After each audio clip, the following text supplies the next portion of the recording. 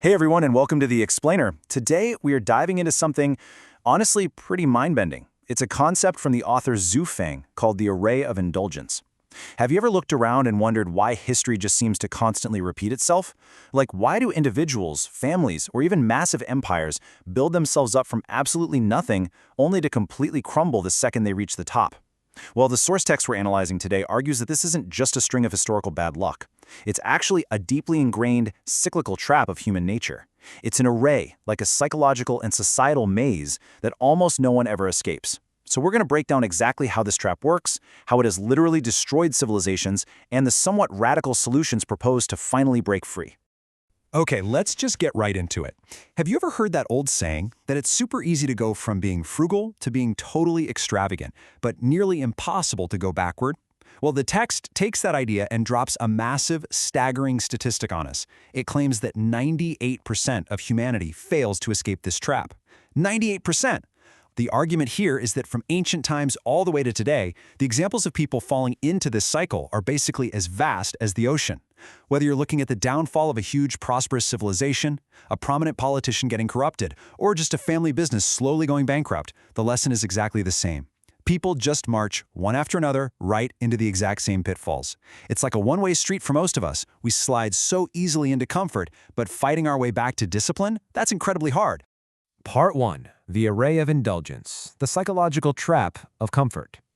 So how exactly does this trap actually work? It's essentially a four-step cycle. It kicks off at step 1, poor and humble. Now the text makes a really sharp observation here. It asks, when are humans actually most likely to grind and work hard? The answer, of course, is when they are poor and humble. But as all that hard work leads to step 2, progress and wealth, our whole mindset starts to shift. Then we hit step 3, rich and noble. And guys, this is where the trap just snaps shut. The author points out that humans are actually in the most danger of falling when they reach this stage of nobility and wealth. Laziness creeps in, we start seeking comfort, indulging ourselves, getting extravagant. And ultimately, when all that indulgence reaches a boiling point at step 4, everything reverses. Corruption takes over, and the cycle violently resets, dropping the individual or the society right back down to poverty and humility. From the very bottom, up to the top, and straight back down again. The author actually throws some pretty intense introspection right back at us here. Think about it for a second. When you get even just a little bit affluent, do you immediately start craving enjoyment and comfort? When you make a tiny bit of progress, do you start cultivating feelings of pride? Or, say you get some praise at work, do you suddenly lose your direction and get a bit dizzy with success? The text argues that we are actually incredibly narrow-minded in this way. Give us a little gain and we become arrogant. Give us a little comfort and we completely stop striving. It claims that the second we get a tiny bit of status, we shed our humility and start acting all dominant. It's this creeping, everyday desire to just take it easy that pushes us right down that four-step slide we were just looking at. Moving on to part 2, history's fallen empires, the consequences of extravagance. Let's zoom out a bit, because this isn't just about individual people making bad choices. It's literally about the rise and fall of entire civilizations. The text views the collapse of massive empires not as random historical accidents, but as human nature succumbing to this exact same indulgence array across vastly different eras. For example, during the Three Kingdoms period, Zhou Yu actually tried to weaponize this array. He attempted to lure Liu Bei into a trap using the ultra-luxurious lifestyle of Eastern Wu.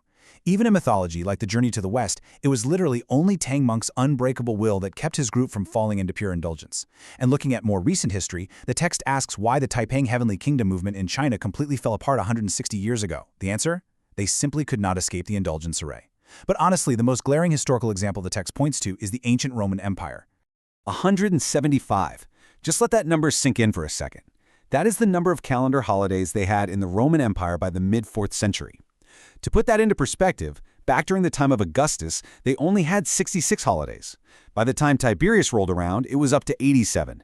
And then it just skyrocketed to 175 days of pure leisure, almost half the year. The text uses this as hard evidence of the extreme material extravagance that just totally consumed their society. As the wealthy elite freed themselves from physical labor, they didn't become these wise philosopher kings. Nope. Instead, they became completely obsessed with money, petty power struggles, and endless vacation time. The author argues that this kind of excessive material extravagance totally consumes a society's resources and poisons its culture. It's basically like pulling the firewood right out from under the pot of civilization. And the text gets incredibly vivid here, honestly, almost a bit grotesque. It describes the Roman ruling class as having become like moldy pockets that have worn out and can no longer hold wisdom, frankness, and loyalty. Wow, right? As politics got all mixed up with commerce and the legal system started falling apart, the elites completely lost the plot. The text brings up the Roman writer Columella, who documented how Romans would throw these banquets that were so over the top, they would literally go into steam baths just to sweat profusely and cure their indigestion, purely so they could feel hungry enough to start planning their next banquet. The rich were completely blinded by gold, and the text argues that this luxurious, gluttonous lifestyle fundamentally destroyed the very spirit that built the Roman Empire in the first place. Which brings us to part 3, the second home utopia, a modern experiment. Okay, so if history shows that empires and individuals are basically doomed to repeat this cycle, is there any real way out? The text introduces something called Live Chenyon's second home. It's a secluded utopia designed as a modern, practical attempt to intentionally break free from this historical trap. And their philosophy is built on a really strict, fascinating dichotomy. On one side, you have material enjoyment, which the text says must be strictly limited. It argues that the better your environment gets, the more diligent and thrifty you actually need to be. But on the flip side, spiritual enjoyment must be absolutely maximized. The goal is to build what they call a soul garden. But here's the real kicker. This strict limitation on the material side, it can't actually be forced by rules or regulations. It has to rely entirely on voluntary values. It literally has to come from within. Because if that discipline doesn't come from your own internal compass, the author argues that the rot starts with the tiniest things, everyday stuff. The text calls out these specific behaviors as major warning signs. If you are super picky about your food, wanting the absolute best housing, throwing away clothes, or just being lazy at work, like taking more from your community than you actually give back, you are already stepping right into the trap. Even things like lavish vacations or promiscuity are seen as walking down the path of seeking comfort, which, as we know, leads straight back to corruption and decadence. The author is very clear that it's these minor, everyday indulgences that are actually the most dangerous, because they are the quiet, invisible triggers of the indulgence array. And finally, part 4, escaping the cycle, the ultimate ideal. So, what's the actual game plan here? How do we totally escape this cycle and reach the ultimate ideal? The source text is very uncompromising about its solution. It states that apart from adhering to something called the 800 values for New Era human and actively building your own non-material soul garden, there is simply no other way. The argument is that without adopting these deep, fundamental values, even a beautiful, perfectly designed utopia like the second home will eventually just fade away. You can't just change your external environment, you have to fundamentally rewrite the internal human software so that it no longer defaults to laziness and material greed. I want to wrap up this explainer with a really provocative question pulled straight from the text. Without escaping the indulgence array, can we realize the ultimate ideal of going to heaven? Now, whether you look at heaven as a literal spiritual destination, a perfect utopian society, or simply reaching the absolute highest potential of your own life, it's an incredible question. Can we actually achieve any lasting success or any higher purpose while we are still unconsciously caught in this loop of comfort, extravagance, and inevitable decline?